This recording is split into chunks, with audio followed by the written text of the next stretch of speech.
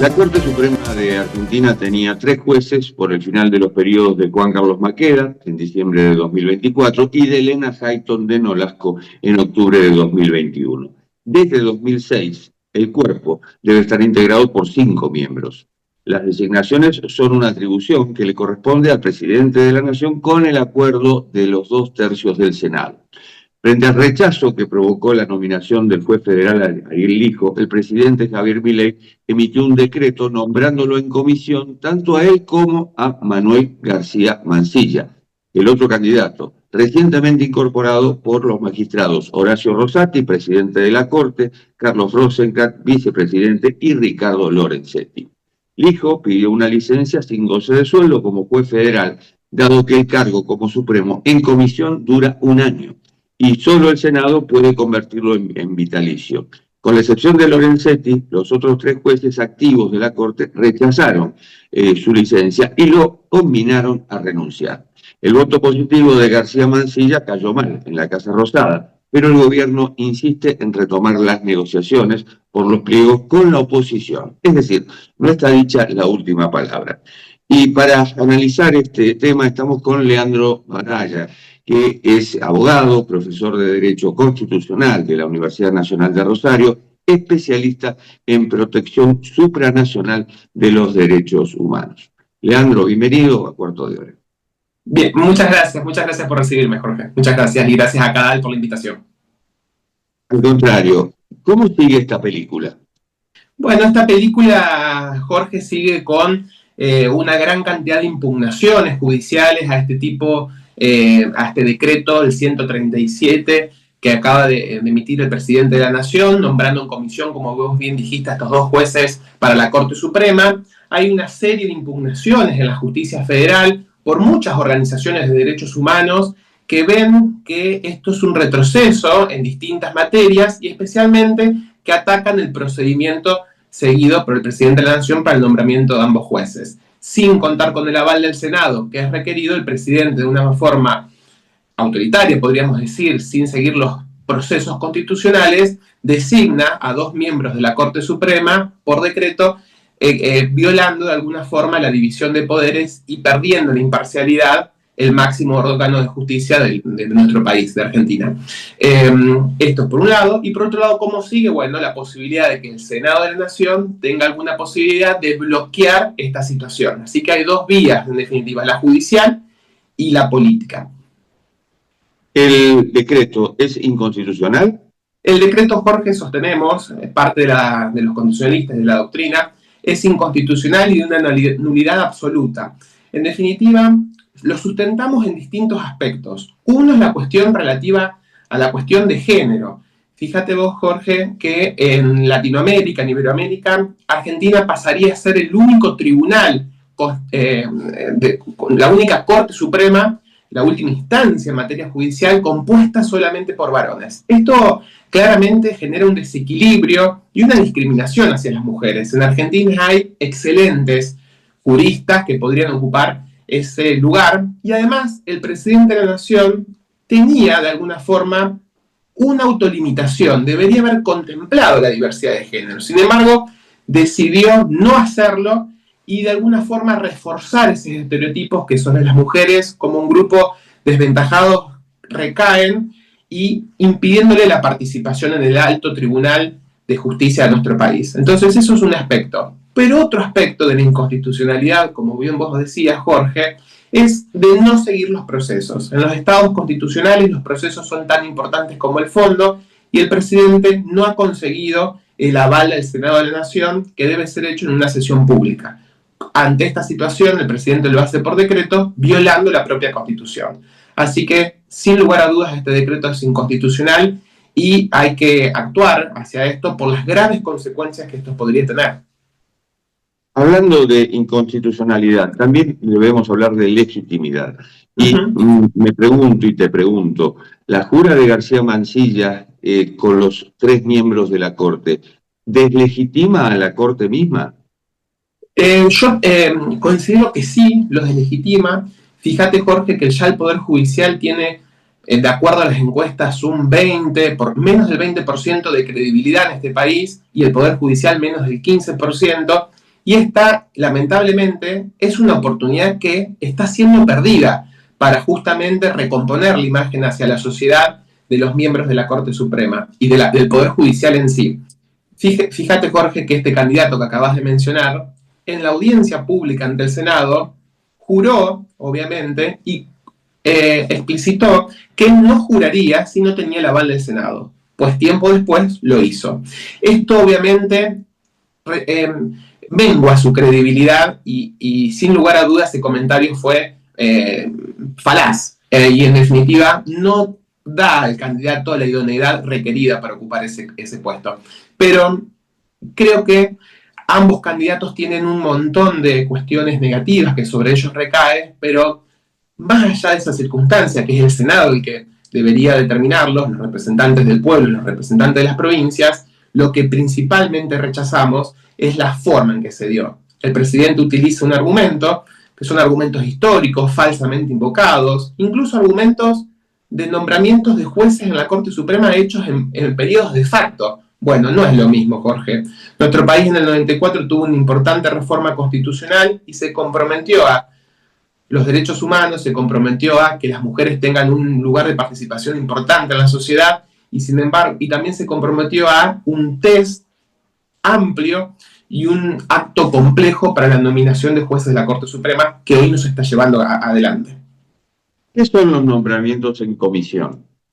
Jorge, los nombramientos de comisión es una posibilidad que le permite al presidente de la Nación, viene de la primera Constitución de 1853, para designar a ciertos empleados, así lo dice la Constitución, que requieren el acuerdo del Senado cuando el Congreso no esté en sesiones. Pero empleos en la Constitución hacen referencia, luego de la reforma del 94, entendemos, a los embajadores o ministros plenipotenciarios y también al agrupamiento militar, digamos. Ante un conflicto bélico, el presidente podría, en ausencia del Poder Legislativo de sesión, otorgar distintos rangos en esta situación. No a los miembros de la Corte, es lo que interpretamos, ¿no es cierto? Decimos que los miembros del Poder Judicial, si bien son empleados, no es un empleo normal, asimilable a los otros comentados y que no depende del Poder Ejecutivo. Por eso ese nombramiento en comisión es inconstitucional. Y además tiene que ver con un artículo que viene de la época de las carretas, Jorge, cuando el Congreso no se podía reunir, cuando estaban los representantes de Jujuy tardaban 2 meses en llegar. Hoy con esta tecnología, como estamos haciendo este Zoom, y con las posibilidades que nos permite, y además el Congreso que está sesionando y dichos pliegos se estaban tratando, la verdad que es una interpretación forzada de la Constitución en la cual impera más la voluntad de quien gobierna que las reglas del proceso democrático constitucional. ¿Por qué crees que el gobierno insiste en el nombramiento de estos 2 jueces? Jorge, de alguna forma el poder corrompe y el poder absoluto corrompe absolutamente todo, Jorge. Y nosotros hemos visto, evidenciado, cómo este gobierno de alguna forma tiene facultades delegadas por el legislativo, usa de forma, no de forma excepcional, sino de una forma genérica y constante los decretos de necesidad de urgencia que le permiten modificar leyes y convalidar actos legislativos. Y además también de esta forma es una intromisión del Poder Ejecutivo en el Poder Judicial. Es una cooptación, podemos interpretar que hay una forma de blindar sus planes políticos, económicos o causas judiciales, y es una posibilidad. Y la otra, que creo que a nosotros, los defensores de los derechos humanos, nos preocupa, es que estos nuevos ministros de la Corte Suprema podrían desbalancear ciertas interpretaciones en materia de derechos humanos. Y eso es algo que específicamente deberíamos hacer hincapié. Justamente, uno de estos ministros, García Mansilla, considera que los tratados de derechos humanos están no a la par que la Constitución, sino a un nivel menor. Y esto es una situación que podría poner en crisis la protección supranacional de los derechos humanos ante violaciones en Argentina. Jorge, nosotros suscribimos libremente estos tratados internacionales en el 94, les dimos jerarquía constitucional después de los horrores de las dictaduras. En Latinoamérica, Cadal resalta muy bien las situaciones de violaciones de derechos humanos en el mundo. Bueno, no volvamos atrás, no tengamos un criterio regresivo en materias de derechos humanos. Y estas interpretaciones convalidan de alguna forma una accional chauvinista, soberanista de la Corte Suprema y alejan las posibilidades de protección de los derechos humanos de forma universal. Ese es un punto. Y que también lo vemos que podrían repercutir hacia otras cuestiones. Por ejemplo, pues, el candidato que acabo de mencionar tiene una postura muy conservadora en materia de interrupción voluntaria del embarazo, considera que la ley es inconstitucional, incluso lo ha hecho de forma manifiesta en distintos escritos y audiencias públicas, y creemos que están muy en riesgo muchos puntos, principalmente los derechos sexuales, reproductivos de la comunidad LGBTIQ. Quiero decirte, Jorge, que ha habido un decreto que impide el acceso a la salud de adolescentes a tratamientos para esta comunidad, y creemos que esas cuestiones que están judicializadas, cuando lleguen a la Corte Suprema, obviamente esperemos quienes estamos litigando esos casos, que encontrarnos con un tribunal independiente, probo, con confianza pública y no con un empleado del Poder Ejecutivo nombrado en el Poder Judicial. Es decir, por un lado, podríamos volver a lo que se llamó mayoría automática en los tiempos de Carlos Menem. Y por el otro podríamos dejar de ser algo así como pioneros justamente en la lucha por los derechos humanos a partir del juicio de la Junta, por poner un ejemplo. Exactamente, Jorge. Lamentablemente estamos volviendo a los jueces de la servilleta, a los jueces de la mayoría automática. En ese momento teníamos la corte menemista, se le decía, y ahora tenemos la corte mileísta, no sé cómo nombrarlo, la verdad, pero efectivamente es una convalidación de sus planes y una corte que va a estar cada vez más adictas a las políticas de turno. Y lamentablemente, efectivamente, nosotros que hemos sido pioneros, garantes de los derechos humanos y un ejemplo comparable con los tribunales de la ex Yugoslavia, digamos, de otros tribunales internacionales, hoy en día, lamentablemente, con tantos retrocesos, podríamos cada vez más estar, bueno, lo vemos en las votaciones de la ONU, ser un par internacional en materia de derechos humanos. Y de alguna forma estas alertas institucionales y también sobre el contenido, justamente sobre las futuras violaciones de los derechos humanos, tienen que hacernos evidenciar que esto va en ascenso y cada vez más asistimos a los que nosotros entendemos que es una suerte de constitucionalismo autoritario que se está dando, ¿no? La Constitución está, pero se utilizan instrumentos y herramientas de una forma autoritaria y de alguna forma el Estado de Derecho, tanto constitucional como convencional de las convenciones de derechos humanos, queda en un segundo plazo. Ya hemos tenido esas experiencias en Argentina, donde el que manda, donde el que tiene la fuerza, tiene la suma del poder público. La Constitución evita eso. Bueno, la propuesta, el llamado es no volver atrás, Jorge, con esas circunstancias, ¿no? El partido del gobierno, La Libertad Avanza, es en realidad un movimiento en formación. Y me pregunto, y te pregunto, ¿la oposición está a la altura de esto?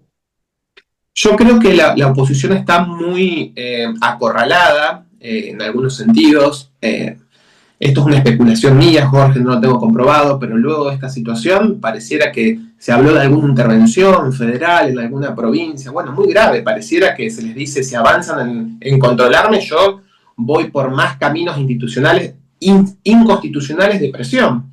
Pero por el otro lado, creo que hay una oposición sana que está haciendo, digamos, las ideas de establecer bien efectivamente los checks and balance, los controles y contrapesos, pero sin embargo, un poco la falta de consensos de esa oposición, que no es de ser obstruccionista, sino de poner límites a los desbordes autoritarios. Y por otro lado, una justicia que es, ¿cómo podemos decirlo más de forma polite? Pero muy complaciente con los poderosos de turno, vamos a decirlo de esa forma, termina generando esta situación, que quizá en unos años se le ponga límites, pero ya va a ser tarde, lamentablemente, Jorge. Ojalá que podamos establecer algunos sistemas de frenos rápidamente. Si los nombramientos son provisionales por un año y el Senado no los convalida, ¿dónde queda la seguridad jurídica de Argentina? La seguridad jurídica, digamos, si quiere seguridad jurídica, búsquela en un libro, porque la verdad que se ha perdido. Y la interpretación de la Constitución que hace la Corte tiene que ser armónica, digamos, y esta circunstancia no blinda esa seguridad jurídica tan buscada justamente por por el gobierno y tan necesaria. Y esto es relativo, Jorge, que dura durante un año, porque el Senado bien podría convocarse y decir rechazo estos pliegos. Y esa es una posibilidad y entendemos, parte de la doctrina constitucional, que el rechazo de los pliegos y el rechazo de ese decreto haría que cesen, digamos, la participación de García Mansilla en la Corte Suprema y del hijo para que no pueda integrarlo, ¿no? Entonces, el Senado tiene un deber institucional muy fuerte, los gobernadores también a través de los senadores, el pueblo de las provincias para ponerle un límite. Lamentablemente, ellos no se les ha dado la participación porque han pasado por encima de ellos. Ante la negativa, ante la omisión de dar el acuerdo, el gobierno lo dio como un silencio que da voluntad. Y en realidad no es así. El Senado no les dio ningún tipo de aval y por ende esos nombramientos son inconstitucionales, Jorge. Leandro Batalla, profesor, gracias por la clase. No, gracias a usted, Jorge, y bueno, a disposición para acompañarlos en lo que sea necesario. Un gusto. Muchas gracias. Y esto ha sido Cuarto de Hora, el programa de Cadal TV que se retransmite por el canal E de Buenos Aires. Nos reencontramos en la próxima. Chao.